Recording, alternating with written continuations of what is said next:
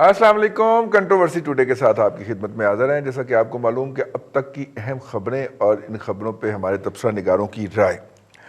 अब तक की अहम खबरों के अंदर जो है वो हम आज बात करेंगे पाकिस्तान के वज़ीर ख़ारजा और तर्जुमान पाकिस्तान की फ़ौज के शोबा तल्लुकात आमा के तर्जुमान जो हैं, उन्होंने एक प्रेस कॉन्फ्रेंस की मुश्तरका और भारत पाकिस्तान के अंदरूनी मामलात में किस तरह मुदाखलत करता है और डिस्टेबल करने की कोशिश करता है, इस हवाले से एक डोसियर तैयार किया। और ये डोसियर जो है ये मुख्तलिफ फोरम पे भेजा जाएगा।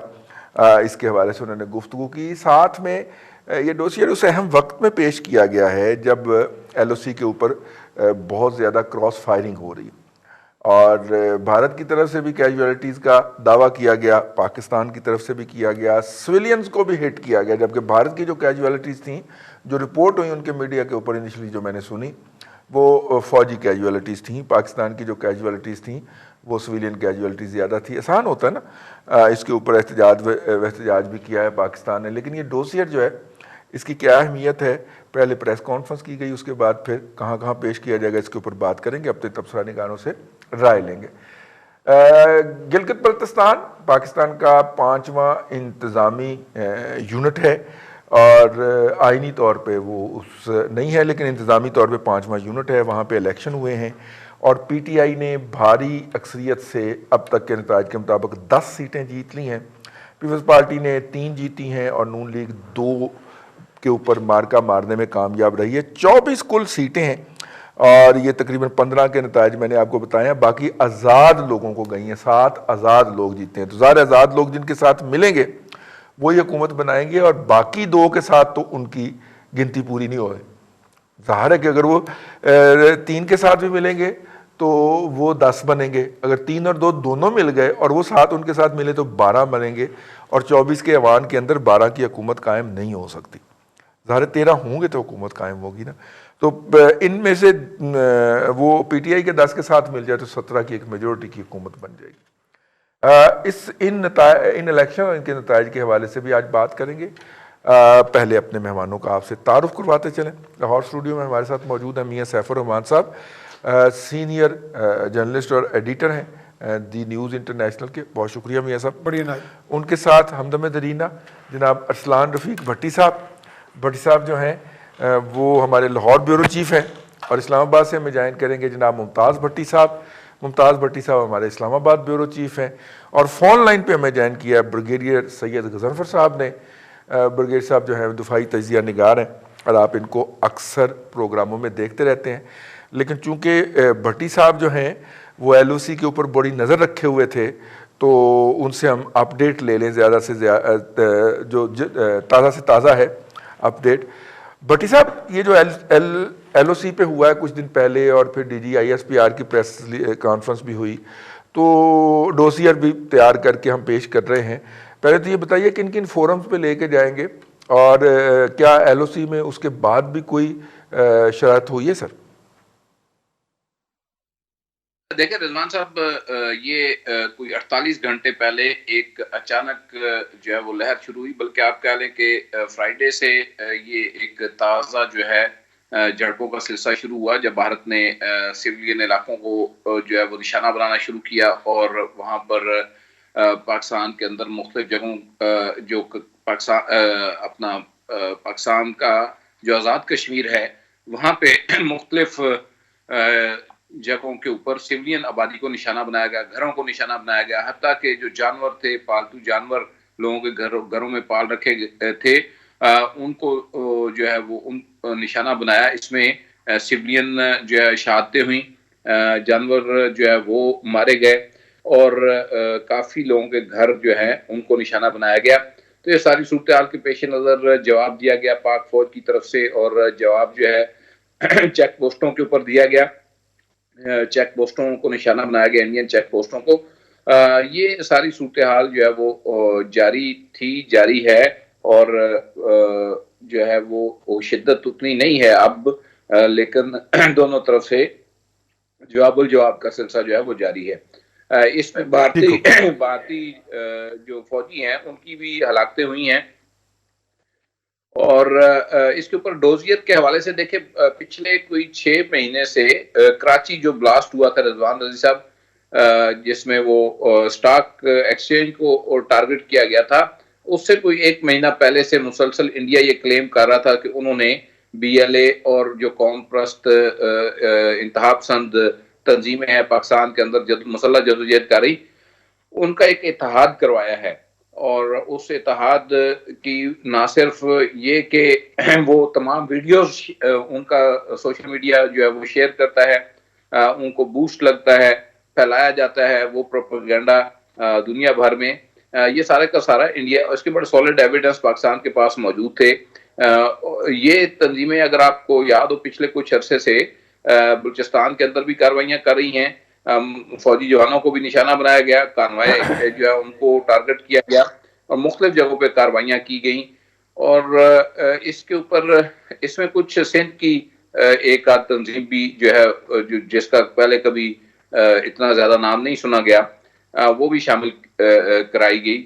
इनको फंडिंग करके इनको एक प्लेटफॉर्म के ऊपर लाना और फिर इनको इंटेलिजेंस इंफॉर्मेशन जो है वो फराहम करना, सपोर्ट करना, ये सारा सारा। और जिस दिन स्टॉक एक्सचेंज के ऊपर हमला हुआ उस दिन तो बाकायदा इनके जो सोशल मीडिया अकाउंट्स हैं वहां पे इंडिया के, उनसे ये क्लेम किया जा रहा था कि ये जो है हमने करवाया और इतनी बड़ी कार्रवाई। तो इस सारे के तनाजुर में बिलाखिर ये डोजियर तैयार हुआ जो कि सामने आया है। और जो इंसर्जेंसी हो रही है अफगान सरहद के ऊपर, उसके हवाले से बड़े सॉलिड प्रूफ है। पहले से पाकिस्तान का मौकफ रहा है कि वहां पे जो इंडियन कॉन्सुलेट हैं वो ट्रेनिंग में मुलवस हैं दहशत गर्दों की जो पाकिस्तान में आके कार्रवाइयां करते हैं। तो उनकी लोकेशन, उनके जो है वो कहाँ कहाँ वाक़या हैं, कौन कौन से अफसर जो है वो रह के इनको हैंडल करते हैं। और CPAC के हवाले से जो एक टारगेट यूनिट बनाया गया है, पहले अगर आपको याद हो तो एक अरसा पहले जब ये कुलभूषण पकड़ा गया उससे पहले ये इनका ईरान के साथ ज्वाइंट वेंचर हुआ करता था। ये हमने अपने प्रोग्राम में भी कहा था कि नबूवत 23 के नाम से जो है वो एक डेस्क एक्टिव किया गया, लेकिन बाद फिर ईरान के साथ चूंकि पाकिस्तान के मामला बेहतर हो गए, हमने उनको जो है वो एविडेंस दिया, सबूत दिए और वो इस गेम से बाहर हो गए। अब राह जो है वो लगी हुई है और राह मुसलसल टारगेट कर रही है। तो इस तरह की मुस्तकबिल के अंदर भी ये कार्रवाइयां कर सकते हैं। इसके पेश नज़र ये डोजियर जो है इसको पब्लिक कर दिया गया है, मुख्तलिफ जो सफारत खाने हैं उनको भिजवाया गया है, UN समेत तमाम जो इंटरनेशनल फोरम है उनके ऊपर ये मामला उठाया जाएगा। और जिस तरह से अगर आप देखें दिवाली के ऊपर एक माइंड सेट को जाहिर करता है कि मोदी किस तरह टैंकों के ऊपर आपको चढ़ता नजर आता है और किस तरह की गुफ्तगू वहां पे की जाती है, ये सारा का सारा जो है अज़र मिनल शम्स, बिल्कुल ये एक क्लियर एविडेंस है कि ये खत्ते के अंदर चाहते हैं मारा मारी और इस मारा मारी के अंदर खत्ते का अमन तबाह हो सकता है। गो के इन्होंने चाइना के साथ सेटलमेंट की है और सेटलमेंट उस एरिया के ऊपर की है जो इनसे छिन गया और उसके ऊपर ये खामोश होकर बैठ गए, लेकिन नतीजे के तौर पे इन्होंने पाकिस्तान को टारगेट कर लिया है। और अब GB के अंदर इनकी दूसरी तरफ देखें कि इनकी फॉर्मेशंस जो है वो किन पोजीशनों के ऊपर हैं, LOC के ऊपर देखें, फिर दूसरी तरफ राजस्थान की तरफ देखें, तो ये बिल्कुल एक तैयारी लगती है खित्ते के अमन को डिस्टेबलाइज करने की मोदी की तरफ से। और इसको पाकिस्तान जो है वो हाईलाइट कर रहा है। DG ISPR major Babar Iftikhar और वज़ीर ख़ारजा शाह महमूद कुरैशी ने भी इसी मामले को एक तफसीली ब्रीफिंग के अंदर जो है उसको हाईलाइट किया और इसमें बड़े वैलिड पॉइंट, पहली दफा कोऑर्डिनेटेड एफर्ट थी पाकिस्तान की तरफ से कि इस मामले को दुनिया के सामने लाया जाए। ब्रिगेडियर गजनफर साहब, आप तो वहाँ पे कमांड भी कर चुके हैं LOC के ऊपर और वहाँ के पूरे मारूजी हालात को समझते हैं, लेकिन मैं थोड़ा सा आपको LAC की तरफ लेके जाना चाह रहा हूँ। चाइना के साथ तो कमोबेश वो 1958 वाली LOC के ऊपर इंडिया हमें एग्री करता हुआ नजर आता है, यानी घुटने टेकता हुआ नजर आता है और वहाँ से उस टेबल के मुज़ाकरात से उठता है और आगे इधर LOC गर्म कर देता है। आई मीन इसको क्या कहा जाए? क्या चाइना हमें क्या इंडिया हमें चाइना की सॉफ्ट वैली समझ के हिट करता है या डिगिक होते तो गुस्सा कम हारते वाला मसला है कि जहां पे मार पड़ी है वहां पे तो कुछ कहा नहीं जा सकता, और हमारे ऊपर आके चढ़ाई हो जाती है। बरगेज साहब सर, ये किसी तरह से ऑफ द कफ मसला नहीं है। ये एक बड़ी प्लान, बड़ी वेल कैलकुलेटेड आर्टिकुलेट अपनी तरफ, उनकी तरफ से एक आर्टिकुलेटेड स्ट्रेटेजी है, और उसके अंदर बहुत सारे फैक्शंस आते रहे। लेकिन बुनियादी तौर पे आज से कोई 5-7-8 साल पहले इंडिया ने एक स्ट्रेटेजी बनाई थी जिसका नाम उन्होंने 2.5 फ्रंट वॉर रखा था। और 2.5 फ्रंट वॉर के जो दो मेन फ्रंट थे, एक तो था एलओसी को टारगेट, एलओसी पे आपकी आबादी को टारगेट करना। दूसरा उसका एलिमेंट था पाकिस्तान में अफगानिस्तान के जरिए, और वो ग्रुप जिनका आप कल बात की बीजेपीआर ने, उनके जरिए दहशतगर्दी करवाना। और तीसरा उसका था जो एक अपना एलिमेंट था, वो था मीडिया का इस्तेमाल, जिसमें आपका सोशल मीडिया आता है, आपका प्रोपेगेंडा आता है, उसको आप हाइब्रिड वॉरफेयर कर रहे हैं, उसको जो कुछ आप कह रहे हैं उसके जरिए पाकिस्तान को दुनिया के अंदर बदनाम करना मुख्तलिफ अकाउंट से, और उसके लिए वो फॉल्स फ्लैग ऑपरेशन करना भी उन्होंने उस स्ट्रेटेजी का एक हिस्सा रखा था, जिसका एक एलिमेंट आपको पुलवामा में नजर आया।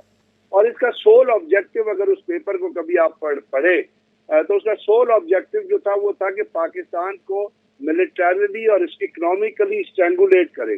अब इकोनॉमिकली किस तरह स्ट्रैंगुलेट होता है आप मुझसे ज्यादा समझ सकते हैं कि जब आपके शहरों में धमाके होंगे, आपके कारोबार रुकेंगे, आपके पास बिजनेस नहीं खुलेंगे, आपके पास इन्वेस्टर नहीं आएगा, तो इकोनॉमिकली स्ट्रैंगुलेट होगा। और मिलिट्रो इकोनॉमिकली किस तरह स्ट्रैंगुलेट होगा कि जब आप वो फायर करेंगे, आप भी फायर बैक करेंगे, आप फायर बैक करेंगे, आपका एमुनिशन इस्तेमाल होगा, आपकी गनें इस्तेमाल होंगी, आपके पास अगर ऑपरेशनल चीजों में नहीं है तो आपके रिजर्व से निकाल के आप उस चीज को करेंगे। इस अगर पूरे कॉन्सेप्ट को आप समझे तो उसके अंदर ये तमाम चीजों ने जन्म लिया है उस वक्त से, जिस वक्त से नरेंद्र मोदी की हुकूमत आई है। हुकूमतें इससे पहले भी थी, मैंने एलओसी के ऊपर 2 यूनिटें कमांड की हैं। फायर उस वक्त भी होता था, हम भी करते थे, वो भी करते थे, मैं आपको कह रहा हूँ। बल्कि कोई ये भी होता था कि पाकिस्तान अगर क्रिकेट मैच जीत गया तो फायर कर दिया, हॉकी मैच जीत गया, लेकिन वो फायर जो है तो फायर फॉर इफेक्ट नहीं होता था, और वो भी हमारी पोस्टों के ऊपर फायर फॉर इफेक्ट ही करते थे, जनरल फायरिंग हो जाती थी। लेकिन ये जो टारगेटेड फायरिंग है ये सिर्फ उस वक्त शुरू हुई है, खास तौर पे जिस वक्त नरेंद्र मोदी ने टेक ओवर किया, और जिस तरह मैंने आपको बताया कि पूरी पॉलिसी उन्होंने किस तरह क्रिएट की। और उसका दूसरा एलिमेंट जो अगर आप नजर में रखें वो ये था कि जब पाकिस्तान के अंदर दहशतगर्दी की वारदातें हो रही थी, कल DGISPR ने और फॉरेन मिनिस्टर ने चीजें तो पेश की, लेकिन मुझे उन चीजों की हकीकत पे कोई शक नहीं है, नॉन ऑडियो टेप से कोई शक है। मैं तो आपसे पहले भी जिक्र करता रहा हूँ, अगर आपको याद हो। और ये तमाम वीडियो टेप, ऑडियो टेप मैंने तो बैठ के सुनी है, इनका तजर्बा किया है, इनका एनालिसिस किया है, इनके जरिए लोगों को पकड़ा है, इनके जरिए टारगेट तक पहुंचे, बहुत सारे ऑपरेशन होने से बजाय मैं तो इस प्रोसेस के अंदर सुनता रहा हूँ चीजों को, इसलिए मुझे किसी के से कोई शक नहीं था। और मैं आपसे बारहा जिक्र भी करता था कि बाद लोगों से कहता था, वो मुझे ये भी कहते थे कि आप कॉन्स्पिरेसी थ्योरी पेश करते हैं, लेकिन अल्हम्दुलिल्लाह शुक्र है वो आज उन लोगों को भी जो कॉन्स्पिरेसी थ्योरी कहते हैं उनको भी समझ आ गया होगा कि पाकिस्तान जो कुछ बात कर रहा है वो थ्योरी में नहीं कर रहा। थ्योरी में होता है मेरे जज्बात होते हैं, मैं कुछ कह दूं, लेकिन जब आप उसको प्रैक्टिकली सपोर्ट करते हैं वीडियो से, ऑडियो से और रिटर्न पे, मेरे पास लेटर पड़े हुए हैं, मैं आपको दिखा सकता हूँ। जिस वक्त इंडियन रॉ ने लेटर लिखे हैं अपने एलिमेंट्स को बलूचिस्तान, अपना कश्मीर में, कि इस रूप में फलाने चौक के ऊपर आपने जाके ये बम धमाका करना है, और वो टॉप सीक्रेट डॉक्यूमेंट्स है लेकिन लीक हो जाते हैं। अब ये जो चीजें सामने हो रही हैं ये आपके सामने आ रही है, दुनिया के सामने। मुझे जो सिर्फ सबसे बड़ा, और चूंकि मुझे ये तमाम चीजें मेरे से नहीं, मेरे अवाम से रिलेट करती हैं, क्योंकि जब बम धमाका होता है, कोई आदमी मरता है, कोई शहीद होता है, कोई बॉर्डर पे, तो वो एक आम आदमी होता है, वो क्लासिफाइड सोसाइटी का शख्स नहीं होता, वो इलीट में से नहीं होता, वो गरीब आदमी होता है, मिडिल तबके से ताल्लुक रखता है। तो सोच की बात ये है, आप भी सोचिएगा कभी, और सोचने वालों को सोचना चाहिए कि ये जब तमाम चीजें, ये डॉक्यूमेंट, सर ये प्रूफ कल तो जमा नहीं हुए ना, ये प्रूफ तो जैसे आर्मी पब्लिक स्कूल में जिस वक्त इंसिडेंट हो रहा था उसके 2 दिन के बाद, मैं ऑन वर्ड ऑफ अथॉरिटी आपको कह रहा हूँ, क्योंकि हफ्ते के बाद आपके पास सारे सॉलिड प्रूफ मौजूद थे कि ये ऑपरेशन कहाँ से चला, किसने प्लान किया। आज आप बता रहे हैं कि वो जश्न मना था, तो रजीज साहब कोई मुझे बताए ना, मेरा जहन तो बहुत माऊफ है, कोई मुझे इस चीज का जवाब दे कि ये प्रूफ उस वक्त क्यों दुनिया को नहीं पेश किए गए। ये चीजें लेके आप उस वक्त क्यों नहीं दुनिया के पास गए, क्यों नहीं बिल्कुल उनको सही। बताया कि इंडिया ये कर रहा है। इसमें होता ये है रजी साहब, जिस तरह अब आप LAC और LOC को कंपेयर कर रहे हैं ना, कि वहां पे कुछ नहीं कर सकते तो यहाँ पे कुछ कर रहे हैं। तो जब आप एक दुश्मन को खेलने के लिए जगह प्रोवाइड करते हैं, when you provide space to the enemy to work, when जब आपको कोई तमाचा मारे और रिटेलिएट ना करे तो वो आपको अगली दफा ईंट मारेगा या हाकी मारेगा या गोली मारेगा। लेकिन अगर सही। आप उस ईंट का जवाब पत्थर से देंगे तो वो फिर कॉशियस होगा कि यार अगर मैंने कुछ किया तो ये बंदा तो रिएक्ट करेगा।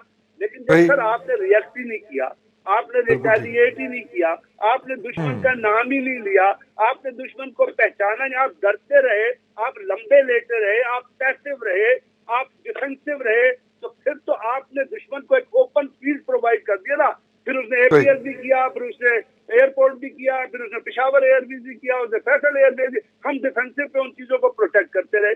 अगर यही चीज आपकी हुकूमतें जो उस वक्त की हुकूमतें वक्त थी वो लेके आगे जाती तो दुश्मन की स्पेस को आप कर्टेल करते। आप मिलिट्री थेरेस्ट के तौर पे सोचें, आप पॉलिटिकल थेरेस्ट के तौर पे सोचें कि अगर आप दुश्मन की स्पेस को कम करेंगे, उसके गर्दन नाक का उसका तंग करेंगे, उसको पकड़ के आप लाएंगे, उसके खिलाफ रिटेलिएशन क्रिएट करेंगे, उसके मुताबिक आप दुनिया को बताएंगे तो उसके खेलने की जगह कम हो जाएगी। फिर ये इतने लोग ना मरे होते जो आज इनका कर रहे हैं, जिनको आप रो रहे हैं। जब आप नहीं करते, आपकी लीडरशिप गस्टोक होती है, जब उसके जस्ट वाबस्ता होते हैं तो आप साहब आप लोग इसी तरह मरते जी ठीक है। ब्रिगेडियर साहब दोबारा आते हैं सर आपकी तरफ दोबारा आते हैं। अपना मियां सैफुर रहमान साहब, ब्रिगेडियर साहब ने तो बड़ी डिटेल में बात कर दी, लेकिन जाहिर है कि दो तरफा तो हमारे कोई इंडिया के साथ इस वक्त ना कोऑर्डिनेशन है ना मुज़ाकरात हैं। और जब आप किसी फोरम पे इकट्ठे होते हैं तो जब आप डोसियर ही दे चुके हैं तो क्या बात हो सकती है फिर आखिर में। जैसे कि प्राइम मिनिस्टर साहब जो हैं वो ECO जो समिट कॉन्फ्रेंस हो रही है दिल्ली में, उस पर जाने का हामी तो भर चुके हैं। सही बात है, ठीक है। और वो मोदी साहब ने खुद कॉल किया। मेरा ख्याल है ब्रिगेडियर साहब इस बात से एग्री करेंगे कि इसको वॉर ऑफ एट्रिशन कहा जाता है। हाँ। जो इंडिया की स्ट्रेटजी है ना, वॉर ऑफ एट्रिशन, के अपने दुश्मन को इतना एंगेज कर लिया जाए, इकोनॉमिक लॉसेज, उसको सोशल लॉसेज, जिस तरह हमारे यहाँ फिजिकल लॉसेज भी हो रहे हैं सिविलियंस के, आपका आर्मामेंट इतना इस्तेमाल करा दिया जाए कि आपकी जो कैपेसिटी कम कर दी जाए। लेकिन बात यह है कि हमारे यहाँ इसका तदारक या इसका सदेभाव या प्रिवेंशन क्या है। जैसे आम तौर पे मैं ये समझता हूँ, जिस तरह मैं बात हमारे यहाँ कुछ वाकयात अंदरूनी जैसे मुल्क के अंदर होते हैं, तो मैं पुलिसिंग के बारे में ये अक्सर कहता था कि प्रिवेंटिव पुलिसिंग भी होनी चाहिए। हर वाकये को तो आप प्रिएम्प्ट नहीं कर सकते, सही है, लेकिन चलें उसको खातिर खा नताइज आप ले सकते हैं, खातिर खा हद तक आप सिक्योर कर सकते हैं अपनी कौम को। क्या हम हर वक्त किसी डोसियर का इंतजार करेंगे अपने, यानी कि डोसियर बनाते रहें तब तक वाकयात होते रहें। सही। तो ये तो नहीं कि हम वाकयात को, बिल्कुल मेरा ख्याल ब्रिगेडियर साहब भी गालिबन यही कहना चाह रहे थे कि क्या हम वाकयात के ऊपर वाकयात होने का मौका देते रहें। अगर हमारे पास बड़े सॉलिड किस्म के इंटरसेप्ट मौजूद हैं या मौजूद थे, अगर आज से कोई 5 साल पहले मौजूद थे, 10 साल पहले मौजूद थे, 6 साल पहले मौजूद थे, 3 साल पहले, तो क्या हम इंतजार कर रहे थे कि जनाब 2020 आएगा तो उसका डोसियर बना आगे दे दिया जाएगा। मैं चले वो एक अलग बात है जो आप कह रहे हैं कि जी इस वक्त वो समिट में भी जा रहे हैं और डोसियर दे देने से क्या होगा। डोसियर अगर तो आपके पास इंक्रिमिनेटिंग एविडेंस है, जैसे मैं समझता हूँ जदेव के केस में पाकिस्तान की एजेंसीज ने वाकई काम किया, उसमें बाकायदा लास्ट पे सर्टिफिकेट और पता नहीं कौन कौन सा उसका बाकायदा एविडेंस और प्रूफ हासिल किया। इस तरह के उनके भारत आज से नहीं कर रहा, भारत तो पिछले मैं समझता हूँ अगर 70 साल से ना सही तो कई सालों से, कई दहाइयों से बाकायदा सबोताज एक्टिविटीज़ कर रहा है।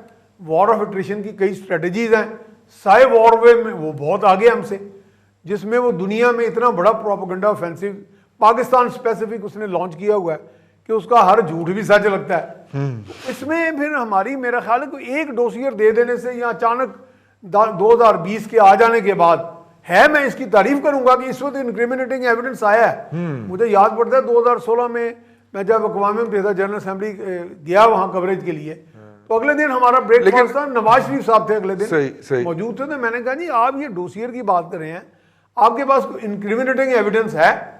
पहले तो शायद इंक्रिमिनेटिंग का लफ्ज उनको थोड़ा मुश्किल पड़ा, फिर मैंने कहा कोई ठोस शवाहिद ऐसे हैं कि अगर दुनिया के किसी फोरम पे हम ये लेके जाएं तो हम अपना केस जो है वो उसको सही मानों में प्रोजेक्ट कर सकें। तो यहाँ पे हमारे यहाँ एक सस्टेन्ड डिप्लोमेटिक एफर्ट ही नहीं हुआ कि जिसमें हम बारहा किस्म की जो साबताज एक्टिविटीज कई दहाइयों से हो रही हैं उनको हमने कभी हाईलाइट किया हो एक तसलसल के साथ। शुक्र है कि अब जाके कुछ थोड़ा इंक्रीमेंटिंग एविडेंस, और वो भी महल आज का नहीं है। अगर कोई टीडीपी को माजी में इस तरह के वाकयात करती रही, ISIS करती रही, तो इसका मतलब एक्सटर्नल फ्रंट पे तो चलो हम कमजोर हैं, इंटरनली अगर इंटरसेप्ट होता है कि भारत का कोई एजेंट पाकिस्तान में, बलोचिस्तान में या हमारे सरहदी इलाकों में बैठा है, तो उसको हम मौज मस्ती करने दे रहे हैं मुतवातर कई सालों से, कई दहाइयों से। तो क्या फिर इसका मतलब हमारे यहाँ भी तो प्रिएम्प्टिव नहीं, देखिए मियां सैफुर रहमान साहब, ये पारा चिनार और इस इलाके के अंदर बड़े हैवी किस्म के ऑपरेशंस हुए हैं, ठीक है। और उसको मीडिया से इसलिए भी छुपाया गया है कि वो किसी खास रंग के कलर के अंदर, खास गैरब के या किसी खास आइडियालॉजी के या किसी फिरके के कवर के अंदर हो रहे थे। और मेरा मतलब है कि वो एक सेंसिटिविटी भी तो होती है ना, सेंसिटिविटी भी इन्वॉल्व है, लेकिन मैं और कह रहा था फिर उनका फिर गुजारा किया जाता, पब्लिक ना करें, वही ना, आप इंफॉर्मेशन पब्लिक ना करें जहां सेंसिटिविटी इन्वॉल्व है, लेकिन कम से कम उन कुव्वतों को रोकें जो पाकिस्तान को डिस्टेबलाइज कर रही हैं, फेयर इनफ, जो साबोताज कर रही हैं। भारत तो हमें साबोताज करता रहेगा, अब क्या रुक जाएगा वो? बिल्कुल ठीक। अब दुनिया में आप 40,000 डोजियर दे दें, वो तो अपना काम करता रहेगा। बिल्कुल ठीक है, आप लेकिन अपनी फॉल्ट लाइंस को तो कवर करें। जाहिर है काउंटर स्ट्रेटजी भी तो बनी होती है, काउंटर स्ट्रेटजी, हाँ, काउंटर स्ट्रेटजी भी होती है। अब बनाने और चलाने वाले चूंकि एक ही हैं, तो फिर हम उन्हीं के सामने अपना केस प्लेड कर सकते हैं। दुनिया के अंदर बनाने और चलाने वाले मुख्तलिफ भी होते हैं। भट्टी साहब, अरसलान भट्टी साहब, गोइंग फॉरवर्ड जी, आपका तो अभी भी आधा खानदान उधर ही है लाइन के परली तरफ, इसलिए आपका जो है वो फरमाया हुआ जो बड़ा मोतबर हो जाता है। देखिए, डोसियर हमने दे दिया, लेकिन एक बात अपनी जगह पे ये भी है, ब्रिगेड साहब की और भट्टी साहब की बात अपनी जगह पे, 2 साल के अंदर ये दूसरा मौका था कि मोदी साहब से इमरान खान साहब की बात हुई है, वरना तो मिस्ड कॉल नहीं चल रही थी ना सर, ठीक है। तो इस दूसरे मौके के फौरन बाद ना ये डोसियर वाला इवेंट हो जाता है। मैं डिप्लोमेटिक फ्रंट की बात कर रहा हूँ। इंडिया गलत कर रहा है, ऐसा नहीं होना चाहिए, उसे काउंटर किया जाना चाहिए। और कोई उम्मीद बनी कि जब वज़ीर-ए-आज़म इमरान खान नई दिल्ली जाएंगे ECO समिट के अंदर, तो वहाँ पे हो सकता है कि दोनों मुल्कों के दरमियान कुछ बर्फ़ पिघले, लेकिन अब हमने मार दिया है डोसियर। तो इसका मतलब है कि इस बात के चांसेस ज़्यादा हो सकते हैं कि आखिरी वक्त में हमारे प्राइम मिनिस्टर जो हैं वो शाह महमूद कुरैशी को या अपने नुमाइंदे के तौर पे किसी को भिजवा दें, तो ज़्यादा मुनासिब ना होता हम ECO हो जाने देते, क्योंकि डोसियर का क्या हमने इनकैश कर लेना उसको। भाई साहब देखें, पहले ही आप देख लें कि 39 नंबर सिक्योरिटी काउंसिल की रेजोल्यूशन है 1948 की। पाकिस्तान बने 73 साल हो गए, रेजोल्यूशन आए को 72 साल हो गए। हमने क्या बिगाड़ लिया? मुझे सिर्फ मेरा सवाल ये था कि जनवरी 20 को आई थी रेजोल्यूशन, और हमारे पास क्या एविडेंस की बात कर रहे थे आपसे, अब 2 मेरे से पहले शुल्का, एविडेंस कब नहीं था मुझे बताइए। रॉ के लोग पाकिस्तान में, लाहौर में, कराची में, मेन जितने बड़े शहर हैं, छोटे शहर हैं, पंजाब साउथ है, कराची का इनर है, इनर सिंध में, आउटर सिंध में, वो कहाँ पर मौजूद नहीं होते हैं? क्या उनका मालूम नहीं होता? बिल्कुल मालूम होता है। भेस बदलते रहते हैं, वो आते रहते हैं। अब आपने जो बात की है कि क्या इसका काउंटर स्ट्रेटजी होनी चाहिए, क्या होना चाहिए, या उसको गुजर जाने देते। रईस साहब देखें, भारत ने पाकिस्तान को 14 अगस्त 1947 को भी नहीं माना था, और आज की तारीख में भी 2020 में भी नहीं माना हुआ।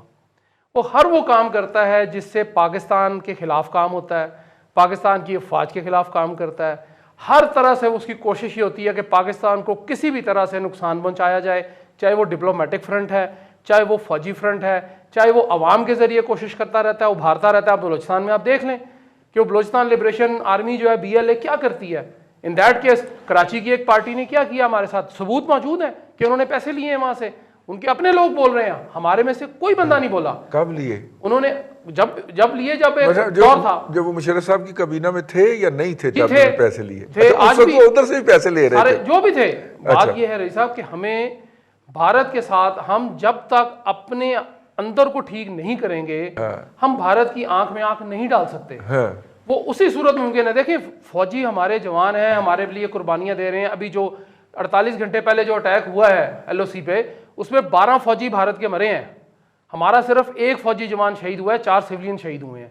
लेकिन उन्होंने इतराफ सिर्फ 4 का किया, लेकिन 12 हैं। ये आपकी जो फॉरेन वर्ल्ड इंटरनेशनल एजेंसीज हैं वो 12 बता रही हैं। उन्होंने उनको बताया है मामला ये रही साहब कि हम अपने तौर पे इतने मजबूत हो जाए, हमने तो अपने जो दोस्त थे उनको भी पीछे पीछे धकेल दिया, और जो हमारे दुश्मन थे उनको वो ऑटोमेटिकली, जब दोस्त पीछे जाएगा तो दुश्मन डेफिनेटली 2 कदम आगे आ जाएगा।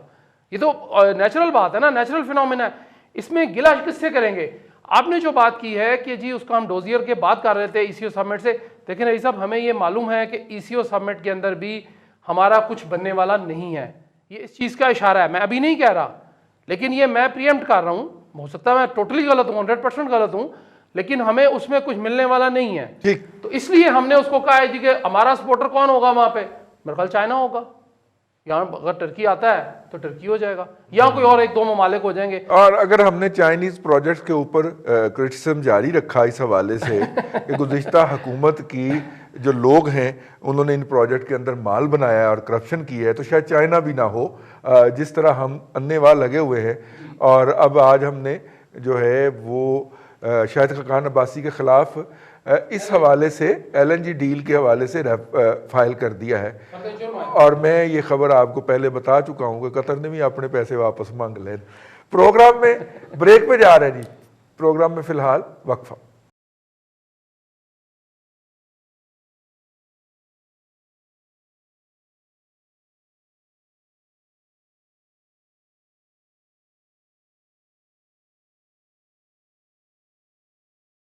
Welcome back. कंट्रोवर्सी टुडे के दूसरे सेगमेंट में आपको एक मरतबा फिर खुशामदीद कहते हैं। गिलगित बल्तिस्तान के अंदर इलेक्शन हो गए हैं और PTI जो है वो ऑल द वे जीत गई है। उनकी सबसे ज़्यादा सीटें हैं 10 और पीपल्स पार्टी की 3 और नून लीग की 2।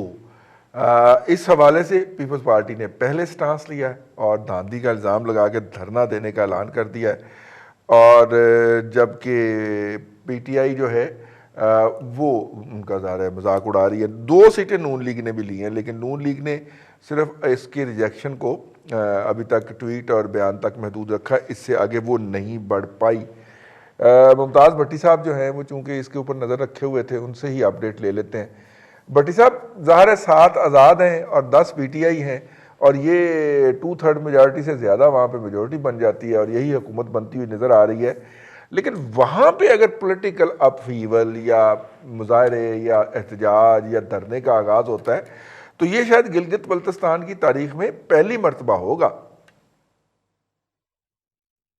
देखिए रिजवान साहब, एक तो ये कि आप शिकवा करते थे कि हमारे यहाँ जो इलेक्शन हुए आपकी सियासी जमातें उनमें ये हो गया वो हो गया, वहां पे इलेक्शन हुए तो पहले नंबर पे भी वही है और दूसरे नंबर पे भी वही है, कार्लोस जो कर रहे हैं। इशू ये है कि जो आजाद उम्मीदवार जीते हैं इंक्लाइन टुवर्ड्स PTI हैं, उन्हीं के लोग हैं और वो लोग हैं जिनको टिकट नहीं मिल सके थे या उनकी जगह किसी और को नजरअंदाज करके टिकट दिया गया। अब होता ही है यहाँ पे इलेक्शन के अंदर के PMLN ने पिछली दफा मरकजी चूंकि गवर्नमेंट के अंदर थी तो काफ लीग और पीपल्स पार्टी की जो विनिंग उस वक्त के विनर थे वो अपनी वफादारियां तब्दील करके PMLN के अंदर आ गया, वहां से इलेक्शन लड़ा, एक असेंबली बन गई और PMLN की ऑलमोस्ट जो है वो 17 सीटों के साथ जो है वहां पे गवर्नमेंट बन गई। और उसके बाद फिर जब PMLN की गवर्नमेंट गई तो इस दफा वो सारे के सारे लोग जो है वो PTI को ज्वाइन कर चुके थे, जो PMLN से इक़्तिदार एंजॉय करते आए थे। उनमें से कुछ हार गए हैं, तीन लोगों को शिकस्त हुई है जो PMLN से PTI में आए थे और कुछ जो है वो जीते हैं, जबकि उनको जो PTI के टिकट से लड़े थे इलेक्शन, उनको जिन्होंने हराया है उनका ताल्लुक भी PTI से है, एक आदमी MWM का है। तो ये सारी सूरत वहां पे रही है। पहले नंबर पे भी PTI है, दूसरे नंबर पे भी PTI है और वाज़ेह मकासद जो नजर आते हैं इस इलेक्शन के वो ये जाहिर करना लगता है कि शायद जो PDM का बयानिया था वो बुरे तरीके से पिट गया है आवाम के अंदर और इस वजह से उनको वहां पर सीटें नहीं मिली। अब पीपल्स पार्टी का जहां तक ताल्लुक है, पीपल्स पार्टी के जो एक कैंडिडेट थे मेहदी शाह, जो कि साबिक CM भी रहे वहां पे, वो भी अपना इलेक्शन हार गए हैं और ये सारी सूरत है जिसको पीपल्स पार्टी जो है बड़ी रंजीदा है इसके ऊपर। वो तवक्को कर रहे थे कि शायद वो 9 से 10 सीटें आसानी से निकाल जाएंगे, 12 तक की तवक्को थी उनको और निकली जो है वो जाके 6-7 हैं। PMLN का डिफरेंट है वहां पे मामला, जलसे बड़े बड़े हुए, उनके पास उम्मीदवार कम थे। टोटल कुछ 7 एक संजीदा उम्मीदवार थे, जिनमें से 2 जो है वो जीत गए हैं, एक आध बड़े क्लोज मार्जिन के ऊपर हारा है। तो इस तरह से पीएमएल की कारकर्दगी, जिस तरह उन्होंने कैंडिडेट खड़े किए थे, उसको देखा जाए तो वो बहुत बुरी वहां पे नहीं रही है। पीपल्स पार्टी को धचका लगा है और जेयूआई एक आध सीट 2 क्लेम कर रही थी या उनकी पोजीशन वहां पे बेहतर थी, वो भी लगा के वो भी कह रहे हैं कि ये धांधली हुई है। तो ये सूरत हाल है रिजवान साहब यहाँ पे कश्मीर और गिलगित के अंदर। लेकिन जेयूआई जो थी भट्टी साहब, उन्होंने 22 सीटों पे पीटीआई के साथ एडजस्टमेंट की थी। अब उन्हें तो नहीं ये बात कहनी चाहिए ना? नहीं, उनको 1-2 सीटों के ऊपर उनको तवक्को थी कि उनके उम्मीदवार तगड़े हैं और मजहबी वहां पे वोट भी है तो वो निकल जाएंगे। लेकिन गिलगित का इलेक्शन जो है एनी हो, पाकिस्तान की पॉलिटिक्स के अंदर एक नया रिदम जो है अपोजिशन के लिए उसका सबब बन सकता है कि वो सारी जमातें जो कह रही थी कि जो गवर्नमेंट, फेडरल गवर्नमेंट है, इसको जिताया गया और पीटीआई को लाया गया, अब वो एक नए जज्बे के साथ ये कहना शुरू कर देंगी कि ये सिलेक्टेड हुकूमत है और ये पाकिस्तान के अंदर पॉलिटिकल टर्मोइल के अंदर मजीद इजाफा करेगा, इजाफे का बायस बनेगा। बिल्कुल ठीक, तेल वाला काम करेगा ना कि पानी वाला, ना कि वो पानी वाला काम करेगा। अपना चलते ब्रिगेड साहब, सूरत हाल ये थी कि अगर अपोजिशन जीत जाती तो उन्होंने कहना था कि हुकूमत का बयानिया पिट गया, और अब अपोजिशन हार गई है तो अब उनका कहना है कि जनाब देखें जो कुछ पाकिस्तान में हुआ वही कुछ गिलगित बल्तिस्तान में हो गया। ईदर वे में अपोजिशन ने तो ऑब्जेक्ट करना था, लेकिन ऑन द अदर साइड ज़ाहिर है कि एक स्ट्रेटजिक अहमियत है गिलगित बल्तिस्तान की, और हमें बताया गया कि जनाब वहाँ पे किस तरह इंटरनेशनल इस्टेब्लिशमेंट भी एक्टिवेट हो गई है, और अगर ये जो है मरकज़ी हुकूमत की रेट वहाँ पे इस्टेब्लिश नहीं की जाती और वही पार्टी वहाँ पे नहीं लाई जाती जो मरकज़ में है, तो उससे मसाइल पैदा हो सकते हैं।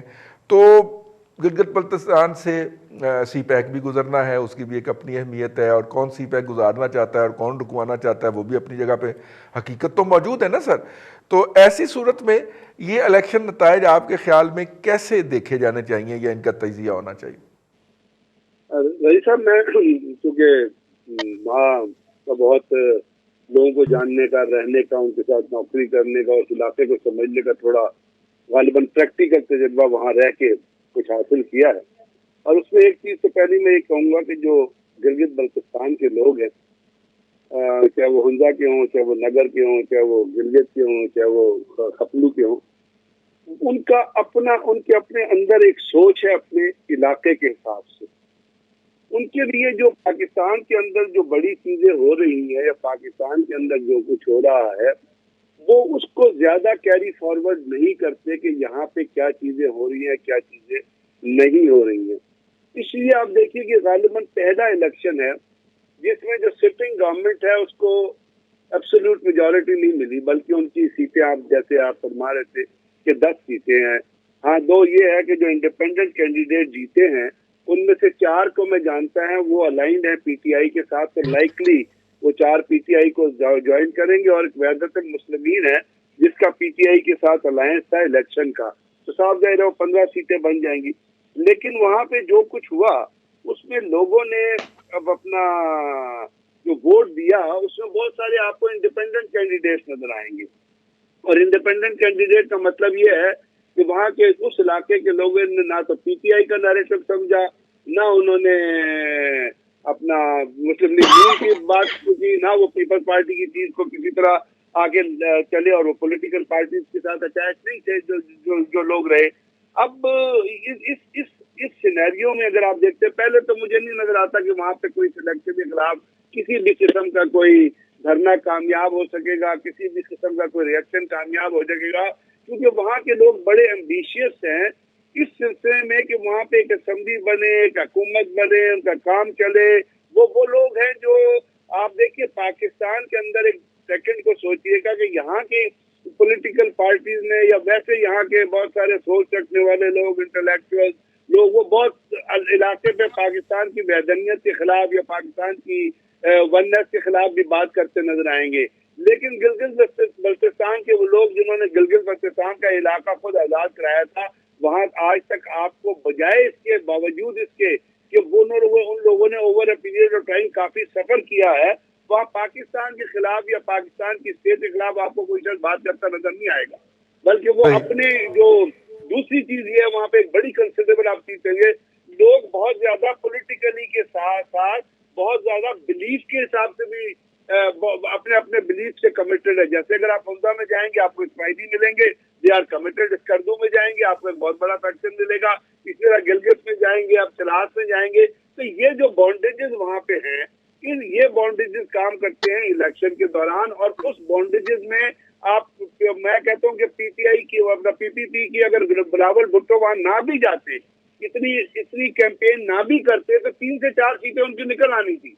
क्योंकि जो लोग वहां पे जिन्होंने वो पीपल्स पार्टी, वो इलाके के बेसिस पे पीपल्स पार्टी के साथ खड़े हैं और उन्होंने पीपल्स पार्टी के लिए वोट देना था, चाहे वो अब इतनी स्ट्रॉन्ग कैंपेन होती है ना होती। तो ये एक ऐसा अपना मौका है जहाँ पे लोग उस तरह नहीं सोच रहे जिस तरह हमारी मेजर पॉलिटिकल पार्टियां पाकिस्तान के अंदर बैठ के सोच रही है। उन लोगों ने असेंबली को लेके आगे चलना है, आप ये पीपल्स पार्टी धरना दे।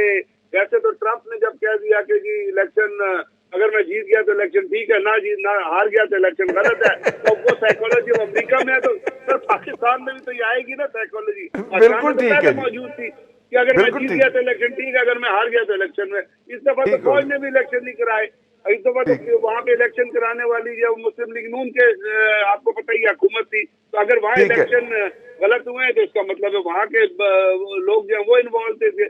तो बात ये है कि ये चीजें इलेक्शन के 2-3 दिन तक तो रहेंगी, 4 दिन तक रहेंगी, फिर आपका ख्याल है कि डिल्यूट हो जाएंगी, टाइम कम है, वहाँ पे सिस्टम जो है वो स्मूथली चलना शुरू हो जाएगा। एक हफ्ते बाद ठीक हो गया एवरीथिंग भी, और लोग they are not going to react at all.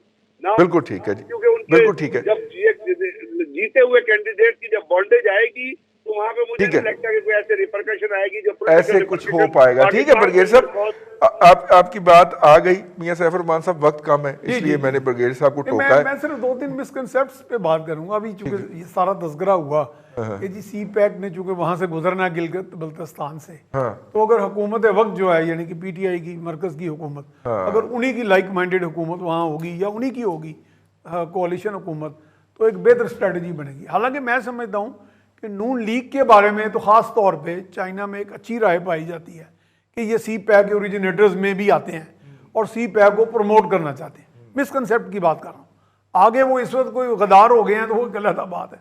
अच्छा, दूसरी बात और पीटीआई जो है वो तो सीपैक को गालियां देती है, सीपैक को गालियां देती है। मैं 6 महीने पहले तक ये मिसकंसेप्ट, जनरल आसिम बाजवा के आने तक तो वो गालियां दे रही थी ना सीपैक। मैं वही कहता हूँ ये मिसकंसेप्ट हम खामखाई एक फैला देते हैं। इस तरह अब आसफ अली जरदारी दाई हैं इस बात के कि सीपैक को ओरिजिनेट करने वाला मैं हूँ, तो उस हवाले से मेरा ख्याल ये वहाँ सारे मामला नहीं है। तीसरा एक मिसकंसेप्ट जो मैं डिस्कस करना चाह रहा हूँ, चूँकि वक्त थोड़ा है, वो ये है कि जो लोग इलेक्शन नहीं कराते वो उनके पास इलेक्शन ना कराने के बावजूद भी यानी ऐसी टेक्निक्स हमारे यहाँ माजी में देखने में मिली हैं कि जिसके बारे में मीडिया ने भी बहुत कुछ दिया, फाफन ने भी दिया, बाहर के मुल्कों के ऑब्जर्वर्स ने भी आगे बताया कि क्या कौन सी टेक्निक इस्तेमाल होती है। हर बार एक नई टेक्निक भी हो जाती है इस्तेमाल। बहरहाल ये है कि बादियों नज़र में बज़ाहिर तो यही है कि चूँकि हुकूमत वक्त जो है उससे कुछ मोटिव्स भी होते हैं सूबों के या इंतज़ामी यूनिट्स के, उस हवाले से वो चीज़ें मैन्यूवर कर ली जाती हैं।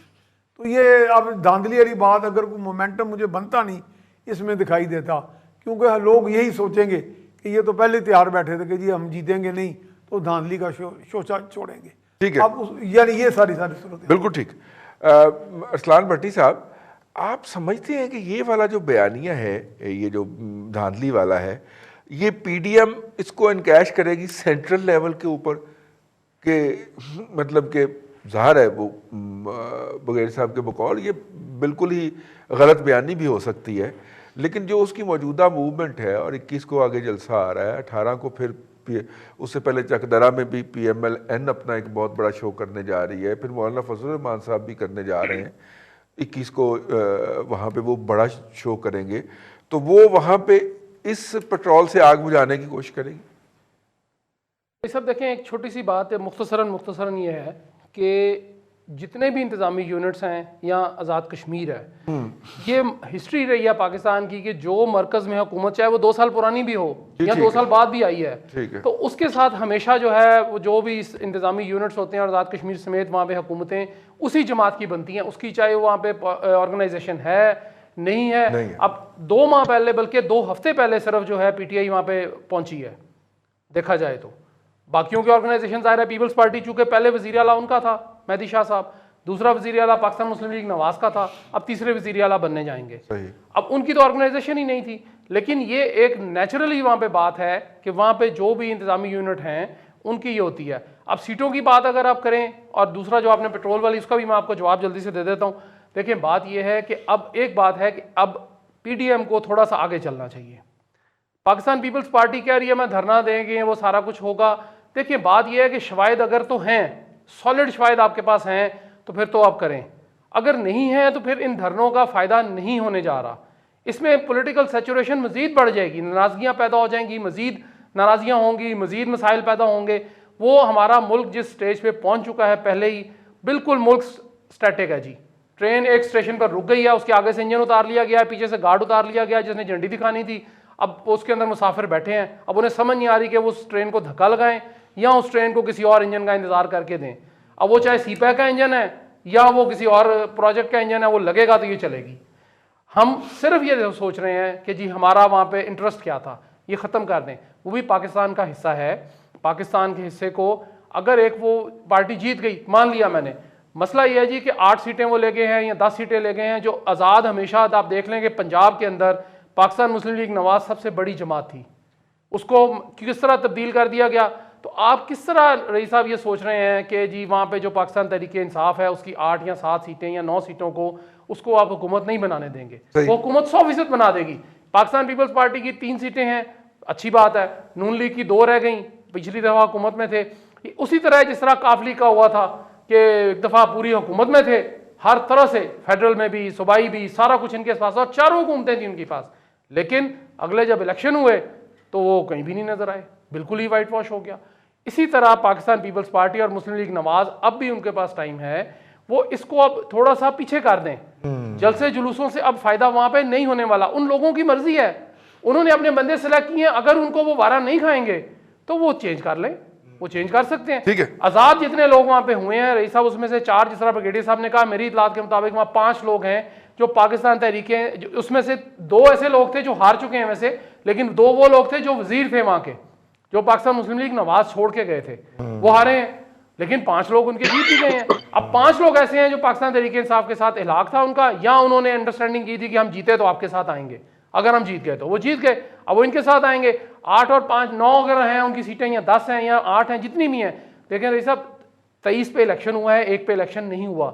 6 सीटें खवातीन की हैं, 3 सीटें वहाँ टेक्नोक्रेट्स की हैं, 33 का हाउस है टोटल। वो अब उस 33 में से आपने कितने करने हैं? 17 या 18, ठीक वो इन्होंने कर लेने हैं। कर लेने। और वैसे भी मैं आपको बता दूं, आखिरी बात करने लगा हूं कि जहांगीर तरीन साहब आ चुके हैं, मुश्किल ही कोई नहीं है। मुश्किल ही कोई नहीं है जी। बहुत शुक्रिया तमाम असहाब का आज प्रोग्राम में शरीक होने का। मियाँ सैफुर रहमान साहब, अरसलान भट्टी साहब, मुमताज़ भट्टी साहब और ब्रिगेडियर गजनफर साहब, चारों साहब का बहुत शुक्रिया।